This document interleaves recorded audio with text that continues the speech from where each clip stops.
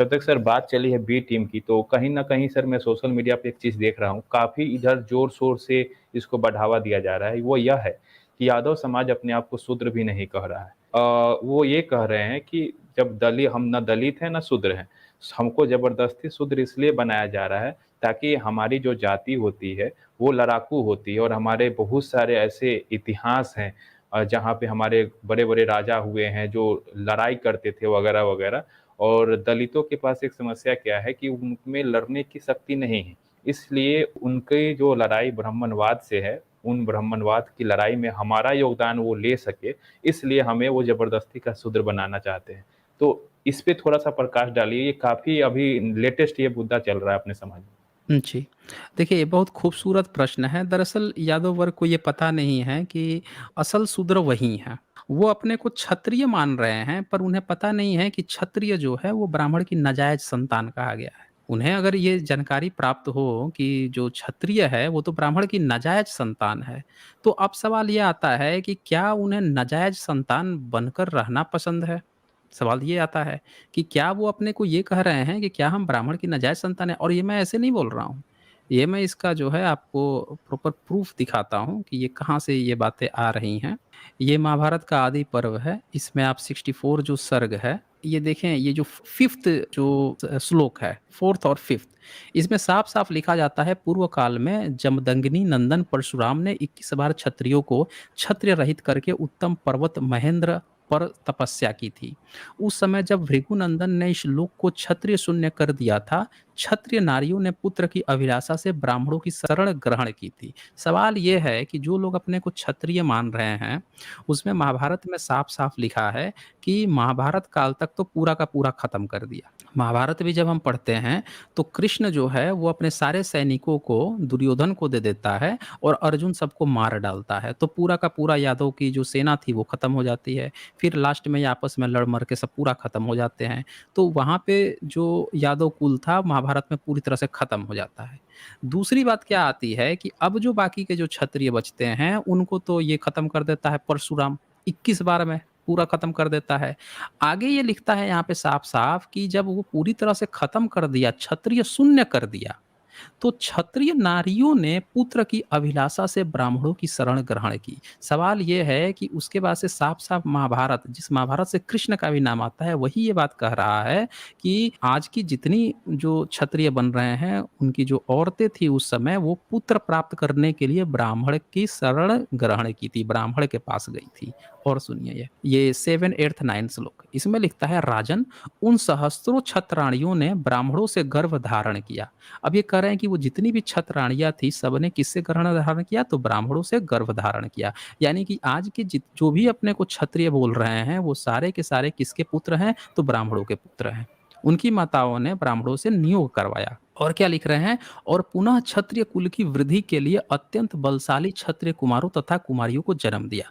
और फिर जो है जितने भी उनके बाल बच्चे हुए, कुमार-कुमारी हुए, आज जितने भी जो अपने को क्षत्रिय कर रहे हैं, वो सबके सबका नियोग पुत्र हैं, किससे? ब्राह्मण के। और ये मैं खुद से नहीं कह रहा हूँ, ये महाभारत कह रहा है। आप उठा के 64 सर्ग उठा के देख लीजिए, आदि पर्व का उठा के देख लीजिए, इसका 7, 8, 9 श्लोक देख लीजिए। फिर लिखते हैं, इस प्रकार तपस्वी ब्राह्मणों द्वारा क्षत्राणियों के गर्भ से धर्म पूर्वक क्षत्रिय संतानों की उत्पत्ति और वृद्धि हुई। वे सब संतानें दीर्घायु हुई। तदंतर जगत में पुनः ब्राह्मण धर्म चारों वर्ण प्रतिष्ठित हुए। यानी जो लोग भी आज अपने को क्षत्रिय कह रहे हैं, इनका महाभारत ये साफ-साफ कह रहा है कि ये लोग ब्राह्मणों की नियोग संतान हैं। सवाल ये है कि क्या उनको ये मंजूर है कि वो ब्राह्मणों ने उनकी हत्या की? परशुराम तो ब्राह्मण ही था, उसने इनके पूर्वजों की हत्या की और औरतें उसी हत्यारे लोगों के पास जाकर उनसे गर्भ धारण कर रही थी। क्या उनको ये घूँट जो है कि वो उनकी नाजायज़ संतान है, ये घूँट उनको पसंद है? अगर पसंद है तो बड़ी अच्छी बात, बहुत अच्छी बात है कि भई उनको ये घूँट पसंद है। अब सवाल ये आता है कि अगर ये घूँट उनको पसंद है, तो ये हमें एक चीज़ बता दें कि भारत फिर कैसे गुलाम हुआ? शूद्र को तो ब्राह्मण धर्म ने कहा है कि भई आप जो हैं शस्त्र-अस्त्र ले नहीं सकते, आपको पढ़ने का अधिकार नहीं है। तो यादव समाज जो है उसको तो क्षत्रिय था तो पढ़ने का अधिकार होगा, उस यादव समाज को लड़ने का भी अधिकार था। भारत फिर कैसे गुलाम हुआ? 800 सालों तक मुगलों से भारत कैसे गुलाम रहा? 800 सालों तक अंग्रेजों से फिर कैसे गुलाम रहा? और फिर यादव समाज को ये भी बताना चाहिए कि भई अगर वो पढ़े-लिखे थे, सक्षम थे, तो पूरा एक वंशावली पेश कर दें कि कौन-कौन से इनके राजा हुए हैं। वो पुराणों वाली गप वाली नहीं कि यति था तो कौन-सा था, तो कौन माधव था, तो पता नहीं कौन था, फर्जी-फर्जी जो कहानियाँ हैं वो नहीं। आप जो एक्चुअल एक हिस्टोरिकल अकाउंट होता है, जैसे पृथ्वीराज का नाम आता है, जय सिंह का नाम आता है, जैसे हर्षवर्धन का नाम आता है, सम्राट अशोक का नाम आता है, ये पूरा एक हिस्टोरिकल अकाउंट में पेश कर दें कि कौन-सा यादव सम्राट हुआ है ईसा पूर्व छोड़ दीजिए 1000 साल पहले का। इनके जो अकाउंट भी आए हैं, वो 13वीं-14वीं सदी में साउथ में आते हैं, दक्षिण भारत में आते हैं। और उन दक्षिण भारत में भी आता है कि ये लोगों को बहुत बुरी तरह से जो मलिक गफूर था, जो अलाउद्दीन का जो गुलाम था, उसने जो है बहुत बुरी तरह से रौंद दिया था साउथ में 12वीं-13वीं सदी के दौरान और इतना बुरा रौंदा कि इनको अपनी जान बचाने के लिए जो आज अपने को कहते हैं कि हम यादव राजा हैं, इन लोगों को इतनी भारी मात्रा में सोने की मोहरें देनी पड़ी, पूरा राज्य देना पड़ा और सारा चीज़ उनको देना पड़ा था। ये पहली बार नए-नए राजा वहाँ पे बने थे। वो भी घूस देकर बने थे और वो गफूर खान ने इनको इतनी बुरी तरह से रौंदा कि सारा का सारा संपत्ति इनको देना पड़ गया। नॉर्थ इंडिया में तो नाम ही नहीं है किसी राजा का, सिर्फ़ साउथ में आता है वो भी कृष्णदेव राय और इस तरह के और उस समय भी यादव वो लोग नहीं थे, वो लोग यादव नहीं थे। उन लोगों को यादव बाद में कहा गया, यादव शब्द ही आया है तकरीबन 17वीं-18वीं सदी के बाद आया है। उससे पहले भी उनको यादव नहीं कहा गया है। ये नाम बहुत आर्टिफ़िशियल है। जो सोचते हैं कि हम यादव कह देंगे, फिर उससे पुराने चले जाएँगे, फिर उस राजा को कह देंगे, फिर उस राजा को इसीलिए हम पुराने हो जाएँगे, नहीं। एक बात और, जो सबसे पहला अकाउंट इनका बताया गया है कि कृष्णदेव राय को कि वो यादव थे, तो सवाल ये आता है कि चलो ठीक है वो थे, लेकिन जब भी कोई राजा होगा, तो वो अपने कृष्ण का, वो अपने पूर्वज का, उसका अपने सिक्कों पे बनाएगा ना, चित्र वगैरह बनाएगा। अब सिक्कों पर अपने जो उनके देवी-देवता होंगे, कुल देवता होंगे, उनको बनाएगा। तो एक हिस्ट्री में एक अकाउंट ये बता दें कि जिसमें इन्होंने कृष्ण का कॉइन्स बनाए हों इनके किसी यादव राजा ने। एक यादव राजा जिसने कृष्ण का अपने कॉइन्स पे बनाया हो, उसके मंदिर भव्य मंदिर बनवाए हों, उसकी तरह-तरह की चीज़ें बनवाई हों, कोई हिस्टोरिकल अकाउंट नहीं है। क्योंकि नाम ही नहीं था, कृष्ण नाम ही नहीं था उस समय। 1000 ईयर्स पहले तो कृष्ण नाम नहीं था। वो तो जातक कथाओं का वासुदेव है, उसकी कहानी वहाँ से चुरा के ज़बरदस्ती उसका कृष्ण नाम पकड़ के इनको चिपकाई गई है। तो पूरा अकाउंट ही जब चोरी का माल हो और झूठी कहानी पर आधारित हो, तो झूठ पर झूठ और फिर से झूठ और कई बार झूठ और फिर से एक बार झूठ। तो ये पूरी एक झूठी अकाउंट पे ये लोग चल रहे हैं। अच्छा, अब बात आती है कि शूद्रों की लड़ाई, कि शूद्र जो है वो अपनी लड़ाई सक्षम नहीं है, तो ये उनकी लड़ाई लड़ रहे हैं। नहीं, ये बिल्कुल गलतफ़हमी में है। यादव समाज जो है, वो दरअसल अपने दम पर कुछ नहीं कर सकते हैं। कितने प्रतिशत हैं यादव समाज? एक स्टेट में सरकार भी अगर बनानी हो, तो कितने प्रतिशत यादव होते हैं? उनको हमेशा ही या तो माइनॉरिटी का वोट लेना पड़ेगा, फिर माइनॉरिटी के साथ अदर जो ओबीसी हैं, फिर जो एससी, एसटी हैं, सबका उनको वोट लेना पड़ेगा। ये भले ज़रूर है कि जैसे ब्राह्मणिकल सिस्टम जो है वो आता है तो अपने ब्राह्मणों का विकास करता है, वो भी जब सत्ता में आते हैं तो अपना विकास करेंगे, अपने यादवों का विकास करेंगे, लेकिन अपने दम पर सरकार नहीं बन सकती।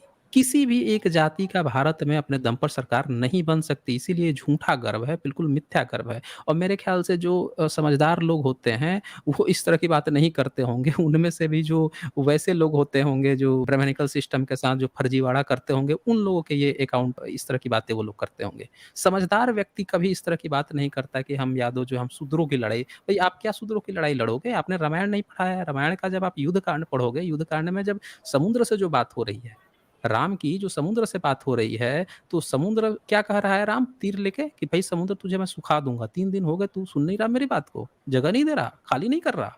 तो समुद्र निकल के आता है और क्या कहता है इनसे कि देखो राम तुम जो है पुल बना लो, इस पे ब्रिज बना लो, तुम्हारे यहाँ एक नल नाम का इंजीनियर है, बना लो वही बना देगा और बना के चले जाओ पार करके। और ये जो तीर चढ़ा लिए हो, अब एक काम करो चढ़ा लिए हो तो, इधर जो है ना इधर इस साइड में, उत्तर साइड में इधर मार दो चला के, उधर ना यादव रहते हैं सब, अभीर रहते हैं वहाँ पे, तो अभीर कहा जाता था, यादव तो उस समय होता नहीं था, यादव तो बहुत नया नाम है, उधर रहते हैं, मार दो, बड़े दुष्ट होते हैं, पापी होते हैं। तो रामायण में राम जो है और जो लिखने वाला जो व्यक्ति है, वो इनको बता रहा है कि पापी होते हैं, चोर होते हैं, ये होते हैं, इस तरह की चीज़ें ब्राह्मणिकल सिस्टम इनको बता रहा है और ये बता रहे हैं कि ये तो क्षत्रिय हैं और राम जो है तीर चला के मार देता है तो रेगिस्तान बन जाता है, सब मर-उर जाते हैं। तो हर जगह धार्मिक ग्रंथ में भी यादव समाज को इतना बुरा दिखाया गया है, इतना प्रताड़ित वो शूद्र से भी नीचे हैं। और ये तो एक छोटी-सी बात है। असल बात तो ये है कि व्यास स्मृति इन लोगों ने नहीं पढ़ी है। व्यास स्मृति अगर आप उठाते हैं, तो व्यास स्मृति का कोट जो है उसमें मैं कई बार दिखा चुका हूँ।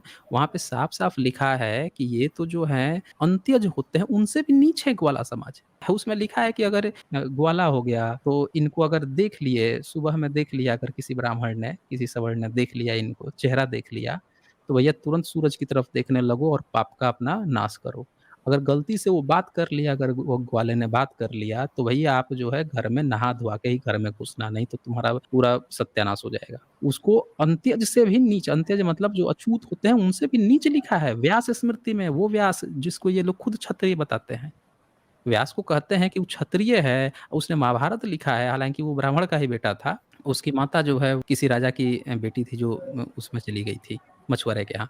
तो यहाँ पे आप देखें कि व्यास स्मृति में खुद उनको बताया जा रहा है कि ये शूद्र से भी नीचे, शूद्र से भी नीचे, शूद्र नहीं, शूद्र से भी नीचे, अंत्यज, अछूत बताया जा रहा है। और ये जो सोच रहे हैं कि हम लड़ाई लड़ रहे हैं, शूद्रों की लड़ाई लड़ रहे हैं, तो ये फिर हवा-हवाई बात कर रहे हैं। दरअसल इन्होंने ना धर्म ग्रंथ पढ़े हैं, ना सामाजिक स्ट्रक्चर देखा है। जी, गौतम जी। ओके, बहुत अच्छा और खूबसूरत आपने जवाब दिया।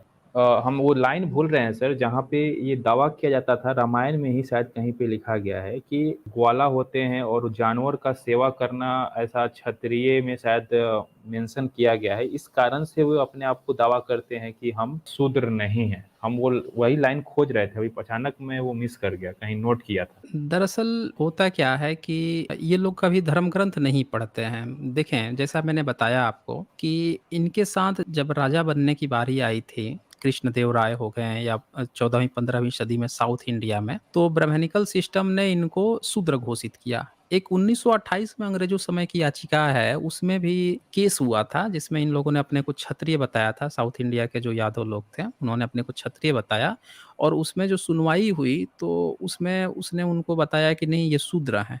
उसमें डिक्लेयर किया गया कि यादव समाज जो है वो शूद्र में आता है। यहाँ तक कि जब संविधान कॉन्स्टिट्यूशन बन रहा था, तो पिछड़े वर्ग की बजाय इनको एससी वर्ग में रखने की कयावत चल रही थी कि चूँकि सामाजिक और आर्थिक रूप से बहुत पिछड़े हैं। आप अभी भी जो अच्छे जो लीडर्स हैं यादव समाज के, उनसे अगर हुँ, आप बात करेंगे, तो आपको पता चलेगा कि यादव समाज में अभी भी बहुत गरीबी है, बहुत भयानक गरीबी है। मतलब 2 फाड़ है। एक कोई बहुत आगे बढ़ गया है पॉलिटिकली, तो कोई जो है बहुत पीछे भी है। लेकिन होता क्या है कि जो लोग ऐसा दावा करते हैं कि हम बहुत आगे निकल गए हैं, वो लोग अपने उस पक्ष की बात ही नहीं करते जिस पक्ष पे बहुत ज़्यादा पीछे भी हैं। तो ये चक्कर है। अब रामायण वगैरह है या जितने भी धार्मिक ग्रंथ हैं, उनमें इनके साथ बहुत बुरी तरह से इनको दिखाया गया है। इसकी ये लोग बात नहीं करते। मैं थोड़ा-सा ना रामायण खोलने की कोशिश करता हूँ, बताता हूँ उसमें एग्ज़ैक्टली क्या लिखा हुआ है। और हमें भी वो लाइन मिल गए हैं सर। अच्छा, अंततः ओके। मनुस्मृति के 90 श्लोक में हुँ, वैश्यों के हुँ। कर्म दिए गए हैं, जिसमें ये कहा गया है कि पशुओं की रक्षा करना, दान देना, यज्ञ करना, पढ़ना, रोजगार और सूद पर पैसे देना और कृषि करना, ये कर्म है, जिससे ये साफ पता चलता है कि ये जो कर्म दिए गए, इसमें ज़्यादातर कर्म यादव समाज के जो व्यवहारिक रूप रंग होते हैं, उससे मैच खाते हैं, इसलिए ऐसा दावा किया जाता है। नहीं, इसमें 2 चीज़ समझनी पड़ेगी। ये मनुस्मृति है और जी, मनुस्मृति में 10वाँ चैप्टर निकालें, ये तो आपने एक पक्ष दिखाया ना। इसमें ये जी, नहीं लिखा है कि यादव का ये कर्म है। उसमें पशुपालन की बात की है, तो पशुपालन तो बहुत लोग करते हैं, वैश्य को कहा गया है ना। जी, इन्होंने अपने वैश्य थोड़े दिखा रहे हैं, ये तो क्षत्रिय दिखा रहे हैं या छत्र शूद्र दिखा दिखा रहे हैं। अब आप हाँ। जो है चैप्टर 10 निकालिए, चैप्टर 10 का जो 15 श्लोक है, 15वाँ श्लोक है, वो पढ़ें एक बार। नहीं सर, ये मेरे पास स्क्रीनशॉट था, वो पूरा किताब नहीं है अभी अच्छा, मेरे पास। मैं जस्ट मुझे 1 मिनट दीजिएगा, मैं अभी इनकी ओके, सच्चाई दिखा देता हूँ, बहुत ठीक, बड़ा सच्चाई अभी पता चल जाएगा। जी। हाँ, यहाँ पे मैंने दिखा दिया है। इसमें जो 15 नंबर है, चैप्टर 10 का 15वाँ जो श्लोक है, उसका थोड़ा अर्थ देखिए। इसमें लिखा है, उग्र कन्या, ब्रैकेट में लिखा है, क्षत्रिय से शूद्रा से उत्पन्न कन्या को उग्रा कहते हैं। मतलब क्षत्रिय जो है, किसी शूद्रा के साथ लड़की के साथ अगर बच्चा पैदा करता है और जो कन्या होती है, उसको उग्रा कहते हैं। मैं ब्राह्मण से उत्पन्न बालक को आवृत अम्बष्ट जो है वो लिख रहे हैं कि ब्राह्मण से वैश्या में उत्पन्न कन्या। ये देखें ये पुत्र आभीर और अयोग्यवी कन्या, शूद्र से वैश्या में उत्पन्न कन्या कहलाता है। अब इसमें आभीर आता है, आभीर का ज़रा ध्यान से देखिएगा कैसे बच्चा ये पैदा होता है। अम्भष्ट यानी ब्राह्मण से वैश्या में उत्पन्न कन्या। ब्राह्मण जो है कोई ब्राह्मण जो है अगर किसी वैश्य की कन्या के साथ संभोग करता है, उससे जो बच्चा पैदा होता है, उसको कहते हैं अम्भष्ट। और ये अम्भष्ट कन्या होगी, उसमें जो बच्चा उत्पन्न होगा उसी को आभीर कहते हैं। यानी कि एक ब्राह्मण और वैश्य के जो संबंध से जो बच्चा पैदा होता है, उसको यहाँ पे बताया जा रहा है कि आभीर कहते हैं, यादव कहते हैं, यानी वर्ग वर्ण संकर कहा जाता है। जी, ये यहाँ पे देख रहे हैं वर्ण संकर, और इसी मनुस्मृति जो है ना, इसी का आप जब चैप्टर 10 का ही जब आप पढ़ेंगे, तो इसमें वर्ण संकरता को बहुत गाली दी गई है। हुँ, इसी में वर्ण संकरता को गाली दी गई है, कहा गया है जो श्लोक 4 है, वो क्या कह रहा है कि ब्राह्मण, क्षत्रिय, वैश्य इन्हीं 3 वर्णों को द्विजाति कहते हैं, चौथा एक जाति वर्ण शूद्र है, 5वां कोई नहीं है। 5वां वर्ण की चर्चा ही नहीं है, या वर्ण संकर का तो स्थान ही नहीं है यहाँ पे। ये 12वां नंबर श्लोक है मनुस्मृति का, उसमें क्या लिखता है कि ब्राह्मण, क्षत्रिय और वैश्य की कन्या में शूद्र के उत्पन्न हुए लड़के क्रम से अयोग्य, छता और अधम, चंडाल, वर्ण संकर होते हैं। वर्ण संकर जो है, इसको बहुत ही गंदा माना गया है ब्राह्मणिकल सिस्टम में। तो आभीर जो है, इनको वर्ण संकर माना गया है। ये मनुस्मृति जो है, जिसका ये हवाला दे के अपने को वैश्य घोषित कर रहे थे, वहाँ पे ये बताया जा रहा है कि एक ब्राह्मण जो है, दरअसल वैश्य की जो लड़की है, उसके साथ संभोग करके जो वर्ण संकर बच्चा पैदा कर देगा, वो आभीर है, ना कि वैश्य है। समझ रहे हैं? वो जी, आभीर है। वर्ण संकर, अब वर्ण संकर को तो गाली दिया गया है, ये तो हमेशा चिढ़ाते हैं लोगों को, ये तो वर्ण संकर शैतान है, वर्ण संकर संतान है। तो ये किसी भी वर्ण में नहीं आते हैं, अगर मनुस्मृति की बात कर रहे हैं तो। ये वर्ण संकर हो गए, यानी शूद्र से भी नीचा, तभी इनको व्यास स्मृति में गाली दी गई है। चौथा वर्ण, 5वां वर्ण तो ये बोल रहा है कि है ही नहीं। 5वां वर्ण तो सीधे-सीधे अंत्यज होता है। तो इसीलिए इनको अंत्यज माना गया है, वर्ण संकर माना गया है, शूद्र से भी नीचा माना गया है। जो लोग अपने को कह रहे हैं कि हम क्षत्रिय हैं या हम शूद्र नहीं हैं, दरअसल वो किसी वर्ण में आते नहीं हैं, वो शूद्र से भी नीचे हैं। ये वर्ण संकर में आते हैं, ये मनुस्मृति कह रही है। तो इसीलिए जो लोग भी अपनी किताबें नहीं पढ़ते हैं, जो लोग धार्मिक किताबें नहीं पढ़ते हैं, उसके आधार पर सोचते हैं कि हम बहुत बड़े हो गए हैं, ये हो गए हैं, वो हो गए हैं, उनको दरअसल पता ही नहीं है, कभी पढ़ा ही नहीं है उन्होंने, खोल के देखा ही नहीं है। ये चक्कर है इनका। जी।